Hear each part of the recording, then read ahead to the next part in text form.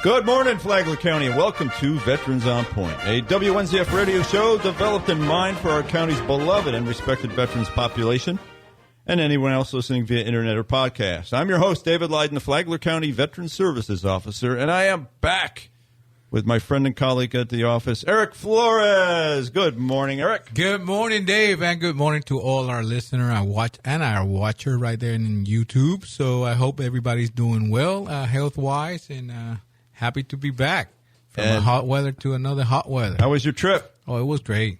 Had a great trip? Awesome. Excellent. So, but if you're lucky enough to live in Flagler County, you are lucky enough. And you may see, if you're a viewer, that we have a couple guests in here. Of course, you know Jeff Kingdon, who was the guest host for a few weeks, and our current Flagler County Veteran Service Officer and Marine.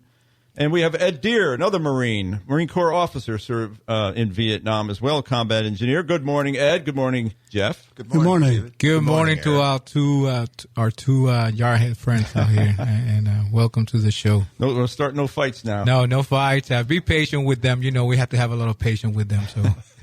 So in the second half of the show, we'll be talking to Ed about a book that he authored called What Happened? The question mark fell off the book, but anyway, it's Damn What Happened, and we'll talk to him about why he wrote the book. So we'll be back with Ed in a little bit. That book was written by a Marine, but it was approved by the Chief of Naval Operations. and the shots keep going. So, all right. So the next thing, Eric and I are your Flagler County Veteran Services officers. We're at 1769 East Moody Boulevard in Bunnell. Our phone number is 386-313-4014. We're there to help you with your VA claims and much more. It could be Department Defense Finance Accounting Service, things of that nature as well. Help you set up your VA.gov accounts. Many other things that deal with the VA and your military background. Song of the week, of course, we regularly do the national anthem or the Star Spangled Banner, and we're going to stick with the one that we did last week, too. We're going to have that one for a while. That one, our League of Loyal Listeners leader, Billy Jones, likes that one, so we're going to keep that one rolling. Awesome. And speaking of our League of Loyal Listeners, I think we're going to trim down the list a little bit to folks that we hear from. Yeah. So we haven't heard from you in a while. You might not hear your name today. But the leader is still Billy Jones, who is now a resident of San Cyr. Good morning, Billy. Does he have his radio ready? He's got the radio ready. Awesome. He's there at San Cyr, like some of our other friends, like Master Chief Dan and his wife Kay at San Cyr. That's a popular destination for some of our veteran friends. So I put my name in the list. Good morning, Billy and Dan. And then Jeff Kingdon, who goes to, he's not living there yet, but he goes there and does presentations to the veterans. So I know, Jeff, thank you for doing that. Yes, he do a lot of things. And I heard from Talkin' Tom today, and I heard from Charlie Hanger yesterday, he listens with his wife, Jenny. Morning, guys. And let me see who, I know we got to talk about Frank and Frankie Jr. Frankie, I hope he's doing better. I know he had a surgery or something, so I hope he's doing well. We still have a lot of thank you coins for veterans courtesy of Frankie Jr. So, Frankie Jr., I am giving those out. And who else? Bicycle Frank. Check this out, Dave. I saw Bicycle Frank riding a bike now. So he moved up from a tricycle to a bike. I saw him riding a bike now. So he's back on the two wheels. Yeah, that means he's doing well. Back on two wheels, yeah. He's healed up really well for That's great. An 82-year-old guy that got hit by a car a couple times. Yes. And who else? Who else did we hear from lately? Oh yeah, James the Mailmaid. He's been in touch with us lately. So we're going to leave it at that for today. And then we got to remind you about Massage by Natalie and Company. Ed, if you ever need, you ever got those achy, breaky bones and muscles. Massage by Natalie and Company. They're located at 4871 Palm Coast Parkway Northwest, Suite number 1 in Palm Coast. I like the Nason walking on my back. Okay. I don't know if they do that. But they're, I know another place. They go to the buffet. They get up to like $350. Then they walk on your back. How's that? That would hurt. That would hurt. Just thinking about it. But that's not Massage by Natalie. Just so you know, folks. Oh, okay. All right, and then Massage by Natalie and Company is 386-227-7499. And one of our listeners did visit there a couple weeks ago, and we're very happy with it. And so you can be happy too. All right. As you know, we like to talk about history on this show, and so we've been going through our list of presidents for the last 20-some weeks. And the president is the commander-in-chief, so that does relate to Veterans on Point, of course. And so this week is the 27th president, who is William Howard Taft. So the snow crunched under William Howard Taft's boots as he trudged through the White House grounds, his breath visible in crisp Washington winter of 1910. At 300 pounds, the 27th president of the United States was an imposing figure, yet his genial nature and sharp mind made him the favorite among staff. But beneath the jovial exterior lay a man wrestling with the weight of leadership, and a little-known quirk that tied him to an unexpected legacy, the introduction of cherry blossoms to Washington, D.C. Taft's presidency from 1909 to 1913 is often overshadowed by his predecessor, Theodore Roosevelt, and his successor, Woodrow Wilson. Yet his tenure was marked by progressive policies, trust-busting, and a diplomatic gesture that would transform the capital's landscape. In 1910, Taft's wife, Helen, Nellie Taft, became enamored with the idea of beautifying Washington after visiting Japan and witnessing its iconic cherry blossoms. Few know that Taft himself played a quiet but pivotal role in this endeavor. When Japan offered 2,000 cherry trees as a gift to strengthen U.S.-Japan relations, the first shipment arrived in 1910, infested with pests. Taft, after the diplomat, personally ensured the delicate situation was handled with grace. He approved the destruction of the diseased trees to protect American agriculture, a decision that could have strained relations. Instead, his tactful correspondence with Japanese officials secured a second healthy shipment of 3,020 trees in 1912, which were planted along the tidal basin. This little-known fact, Taft's direct involvement in securing the cherry blossoms, reveals his knack for quiet diplomacy. While history often paints him as a reluctant president caught between Roosevelt's progressivism and conservative Republican factions, Taft's steady hand in the instance left a lasting mark. Those trees, now a symbol of spring in D.C., draw millions annually, yet few connect them to the portly president who loved a good bath. Yes, the apocryphal bathtub story persists, though it's exaggerated. Taft's presidency wasn't all blossoms. He pushed for tariff reform, established the Department of Labor, and expanded civil service protections. But his failure to unify his party cost him re-election in 1912. Still, as he walked the White House grounds, perhaps imagining the cherry trees in bloom, Taft showed a vision for legacy beyond politics. Years later, as Chief Justice of the Supreme Court, he'd find his true calling. But the tidal basin's pink petals remain a quiet testament to his diplomatic finesse, a fact as understated as the man himself. And here's a quote from Taft.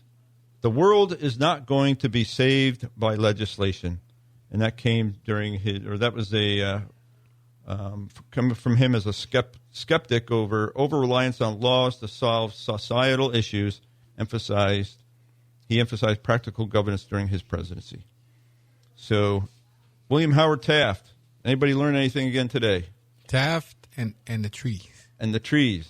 Taft and the trees. There you go. You hear the trees every spring. So as I'm reading that, I'm thinking about they did it to strengthen our relations, and then 30-some years later, they're attacking. War with war with them. Things happen. Yeah. So that comes to the point of the program. We shift gears, and then I say, drivers, the DAV is seeking volunteer drivers to take veterans from their homes to their VA appointments, whether that be a VA appointment at the local clinic, at a VA medical center in Orlando or Gainesville, whether that's a community care network appointment set up by the VA, or if that's a compensation and pension exam. If you cannot get to your appointments because of whatever reason, you're on medication that doesn't let you drive, you don't have a car, you don't have a driver's license anymore, give the DAV a call at 386-439-2122. Find out how you can take advantage of that transportation, but also if you are able to drive, again, you don't have to use your own vehicle for this volunteer opportunity. The DAV does have VA vehicles, but give them a call, find out how you can be a volunteer. And it's a great program. All right, so I've got one more thing before we scoot over to Mr. Deere about his book, and that is there's a new, research suggests that there's up to 20% of suicides, not just veteran suicides, but suicides, are in part due to financial problems. So the VA has been trying to solve the suicidal problem with veterans, and so one of the ways that they're trying to chip away at that problem is to help with financial literacy. So they have a new tool for reducing veteran suicides. It's a financial tips website for helping former service members pay off debts, avoid scams, and better manage their money. So they cite research showing unemployment and financial stress puts veterans at higher risk of suicide. VA officials said the self-help guide assists veterans in building budgets, connecting with help, and recovering from financial setback. It's called FinVet, F-I-N-V-E-T, and it's short for National Veterans Financial Resource Center, which focuses on helping veterans mitigate financial problems as a strategy for reducing their suicide risk. So I wish they would just start, hammering away at financial literacy in the beginning. I was going to say that, in elementary school. It's never too late, but, I was going to say about, if we start earlier, I think we learn something earlier, and it helps everybody. Well, I mean, not just suicides, domestic problems. Yes. Just teach people that spend less than you make, save. I'm hoping that this new $1,000 that's been, that newborns will get from the government and starts like a retirement account for them. I'm hoping that the government will come up with some way to, to kind of incorporate into the school system, financial literacy, so that for a lot of reasons, not just suicide, but domestic problems. It help. I mean, it help, period. Good. All right. So, Mr. Ed Deere, United States Marine, Captain. Aye. Sir. Why did you write your book? Well, it was kind of interesting. I was at a social group and talking with some of the ladies there, and I gave them a couple war stories. And afterwards, one woman came out to me. She said, "You should write a book." I said, what's a defensive tackle doing writing a book? So I sat down the next day in front of my computer, and I started word processing. And boy, it all came back. All started pouring out, huh? It very clear, too. I think first time I did 30 pages. Wow. The book is 206 pages, but I was surprised of how clear it was and how it went. So, how did it feel? It was kind of mixed, probably. It was cleansing, but yeah. Well, when you have KIAs, which are men that are killed in action, it's tough. And the Marine Corps generally has a unwritten law that the officer writes a letter to the parents or wife. Mm-hmm. That was tough because, you kind of, I coach football, I coach baseball, college level, kids level, what have you, and I knew how to unify a group.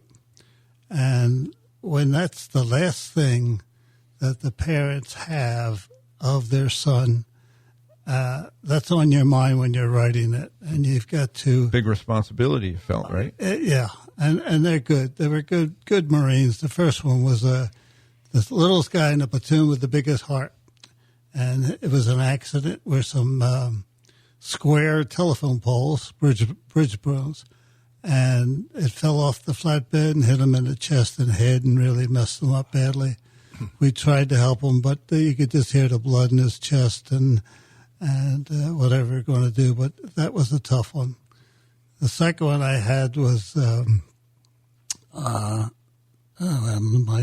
losing it for a minute here thinking about things.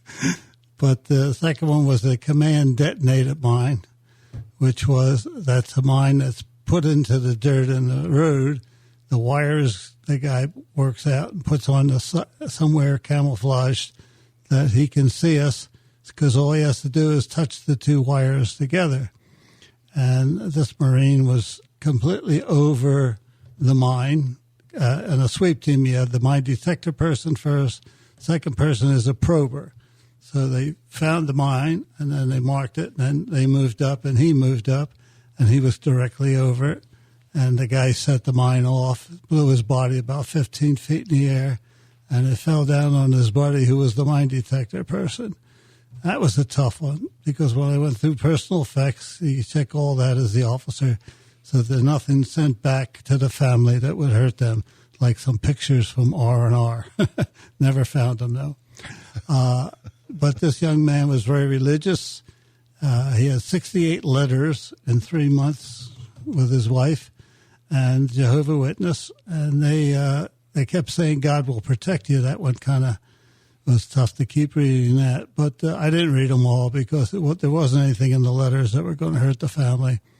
So that was the number 2 letter. And number 3 letter was an individual that was quite dedicated to his platoon, wanted to be with his buddy. So on the way over, we stopped in the Philippines, and malaria was a problem, and he didn't take the pills. So he got malaria. So he was supposed to go back to the States when we went forward towards Vietnam on the Iwo Jima was the ship. But he wanted to be with his buddies.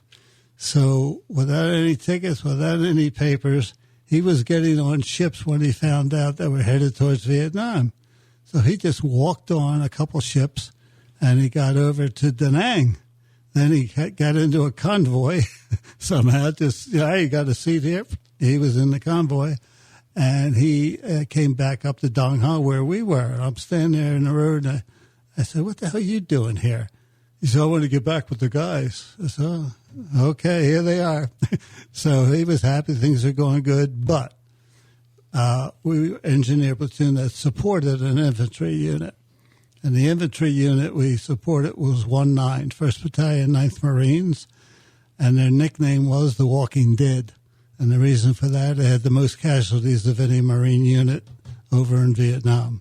So when they went out and patrol and all, they always asked for engineers in case they bumped into booby traps or anything of that nature.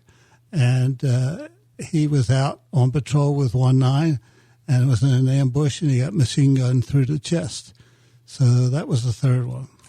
The 4th and 5th, I had gone home, but I still felt these guys were my men, and they were killed with 1-9. So that was my beginning. Well, I mean, it's obvious that those things are still present on your mind, and you want, and I can tell you want to give them honor by even mentioning them today. So, and those are the first things that come to your mind out of your book. That means is you want to provide that memory. So, well, as an officer, you become a father, right, a brother, a counselor, what have you, and I would get into personal problems. What do you say, a Marine whose girlfriend got pregnant? Not with him. Then you're a counselor. I had one Marine kill another Marine by mistake, and that was tough because I brought him back with me, and we would talk every day, and I got him back in 2 weeks.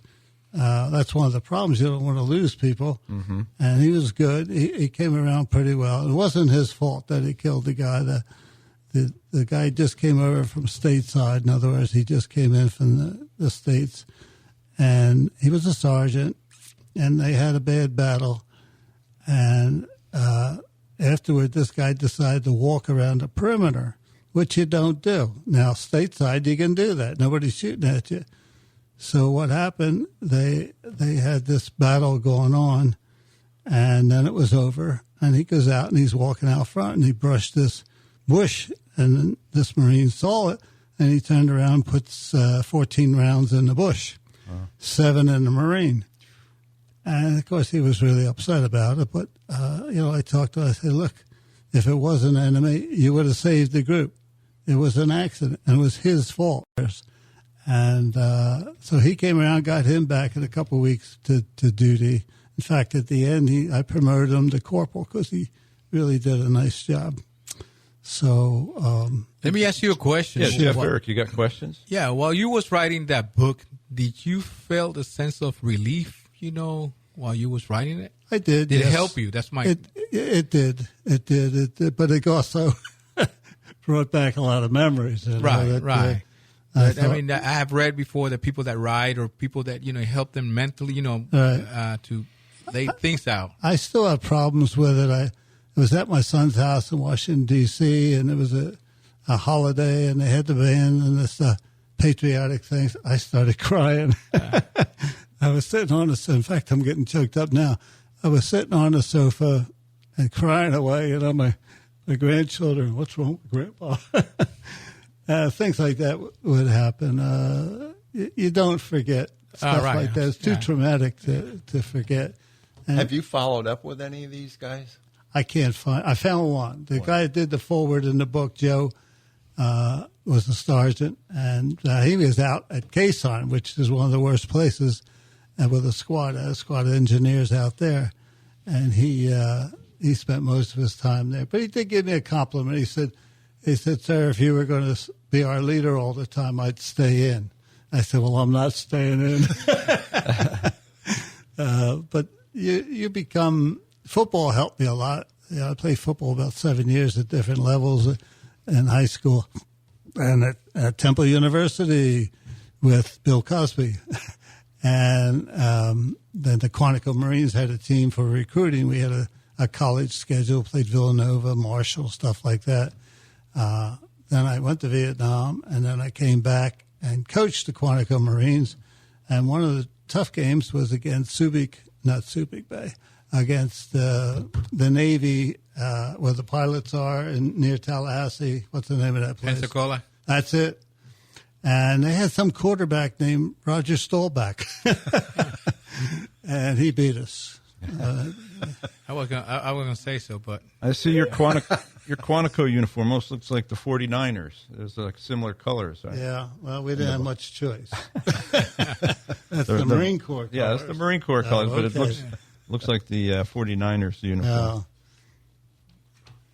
Well, folks, we've been listening to Ed Deere, United States Marine Corps captain, Vietnam veteran, who wrote a book. I don't know if you can see it on. Can we see that there, Mr. Producer? And he wrote a book called Damn, What Happened? It's available. You can get it off of Amazon, right? Yes, Amazon. And do you have a closet full you're selling too? No. They're all on they Amazon? Don't even give me a free. The one I gave you, I paid for it. Oh, okay. A little respect. Well, this will be our office version, like our library. So people will be knocking on your door to read it. That's right. And they hear we will market your book. There's about 15 pictures in there, all of me. Of course, you're in love with Ed. Well, that's on the front. The front page is a picture of myself. I was our first operation or landing, and somebody asked me in the background, "What's that guy doing?" I said, "Well, he's digging my foxhole." Yeah. Always had a corporal with me that was very strong, and he was, because in Pennsylvania when he was in high school, he was the parallel bar state champion. So he was a pretty good kid. You're dealing with kids 17 years old and some 16 that got in somehow, and maybe 18, but they're young and there's problems. Well, we're down under the 2-minute warning. This is a football analogy for you. Where the show's under the 2-minute warning. Okay. But this is the 3rd Engineer Battalion, 3rd Marine Division, Construction Destruction. And you guys want to join the tunnel rats? I know. I think the Marines were probably better at destruction. Yes. And the Seabees were better at construction. I told my men when we got into Da Nang, I said, I don't know why we're here, but we're here, and we're going to take care of each other, and here's the way it goes. Bang, halt. All right, quickly, before we got to go, we got the Flagler County Veterans Day Parade coming up and the ceremony on November 11th. Which is the day after the Marine Corps birthday, in case I hope you're sober. You remember that? Don't forget. And 10 o'clock is the parade, and around 11 o'clock after the parade is the ceremony. We'll get that in today for our notifications. The Nominations for the Veteran of the Year, those are open until September 30th. If you want to have the nomination instructions, give us a call, 386-313-4014. We'll get that to you. And then I got to let you know that no country, no state, and no community does more for veterans than the United States of America, the great and free state of Florida, the wonderful Flagler County, the lovely city of Palm Coast, and all of our beautiful beach cities. Be a victor, not a victim. Be educated, not indoctrinated. And most importantly, be kind to someone today, or many someones. Mr. Deere, thank you for being here today and sharing some of your experiences. Good story. Thanks, Jeff, also. Have you maybe come back another time and talk a little bit more about... You made my day all choked up. Thanks a lot. It's so good. It's so good. Oh, and so we got a couple Marines here, just so you remember the 250th anniversary of the Marine Corps this year. The Marine Corps League here locally, Flagler County's got a banquet. I forget. Marine Corps Ball. Marine Corps Ball. And which day is it? Saturday, November 8th. So November 8th. Right, okay. From 17 to 2200. So we got a ways to go. So at the Hilton Garden. Hilton Garden. So that is 5 p.m. to 10 p.m. for you Marines. And you don't have to be a Marine to attend. There you go. Everybody's welcome. All right, folks. Jarhead is not required. Thank you. Thanks for listening, and we'll be back with you next week. Thank you, guys. Talking Tom you. should be here. Have a good day. Bye-bye.